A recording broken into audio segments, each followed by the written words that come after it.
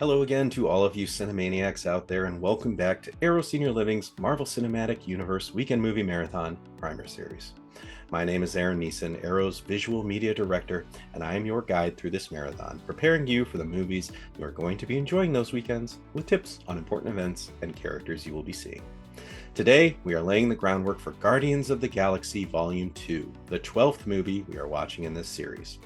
We just watched Guardians of the Galaxy, where we met the Guardians consisting of Peter Quill, aka Star-Lord, human from Earth taken as a child turned space adventurer and leader of the Guardians.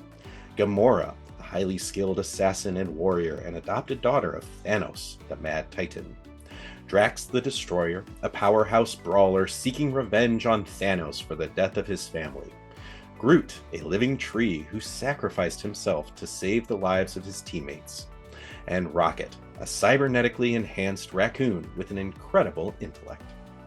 The Guardians went up against Ronan the Accuser, who was trying to use one of the Infinity Stones to destroy Xandar, the capital planet of the Nova Empire.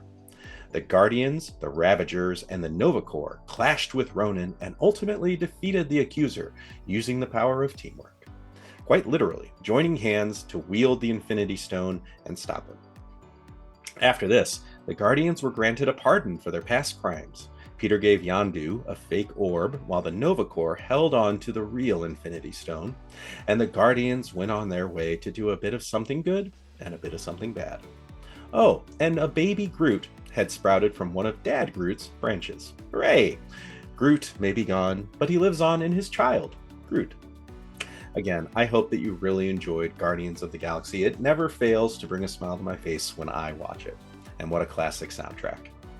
But now, it is time to move on to the next movie in our marathon, Guardians of the Galaxy Volume 2. So, what else do you need to know for this one? You know the drill. We're going to talk about characters and then get into the plot. No spoilers yet. I promise I'll warn you when it's time. So, in addition to the Guardians that I mentioned before, we've got Nebula, adopted sister to Gamora and daughter to Thanos, who is also a trained assassin and dangerous warrior. We've got Yondu, the leader of the Ravagers and wielder of the deadly Yaka arrow. In this movie, we will meet High Priestess Aisha of the Sovereign race, Ego, a mysterious and powerful figure who raises many questions amongst the Guardians. And we will meet Mantis, a servant of Ego with empathic powers. Also, returning in a slightly larger capacity is Kraglin, a Ravager lieutenant. And those are some of the major players you'll want to know going into the movie. Now it's time to talk a little bit about the plot. So if you're not about small spoilers, it's time to turn this off and enjoy the film. Okay, now that they're gone, let's talk about the plot. Minor spoilers from here on out. Guardians of the Galaxy Volume 2 takes place not long after the first film. The team is working together and doing jobs to protect people and keep peace around the galaxy.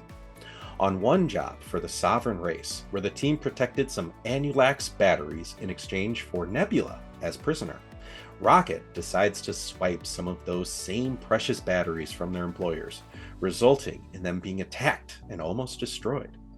They would have been destroyed, in fact, if the powerful Ego had not arrived and destroyed the ships chasing them. The Guardians crash land, and Ego brings Peter, Gamora, and Drax to his home planet, while Rocket and Groot remain behind to repair the ship and watch Nebula.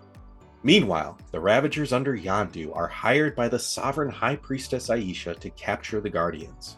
The Ravagers are able to capture Rocket and Groot, but a mutiny amongst the Ravagers results in Yondu being taken prisoner alongside the Guardians. Back on Ego's planet, they meet Mantis, his servant. Ego then not only reveals his connection to Peter, but that he is also a being known as a Celestial, an exorbitantly powerful and almost timeless being. Not all is as it seems though, believe it or not. So Rocket, Groot, and Yondu have to escape capture, and Peter, Drax, and Gamora have to uncover what else Ego is hiding before it is too late. That is a general idea to get you started on the movie. Once again, I don't want to give too much away, so I'll leave you to find out the juiciest surprises on your own. Fun bit of trivia: Celestials, which Ego claims to be one of, first appeared in The Eternals, number 2.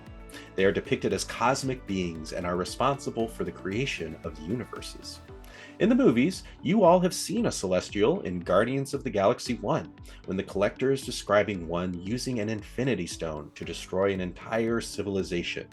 And in the same movie, the locale Nowhere is built inside the head of a long-dead Celestial. So that's fun. I'm very excited for you all to enjoy Guardians of the Galaxy Volume 2. It continues the Guardian streak of exciting action, endearing characters, great personal stories in a large setting, and a lot of heart. And this soundtrack is great too. I'll be back soon with another primer video for the next movie in our marathon, Avengers: Age of Ultron, where we return to Earth to see how our heroes are faring after the fall of S.H.I.E.L.D. Until next time.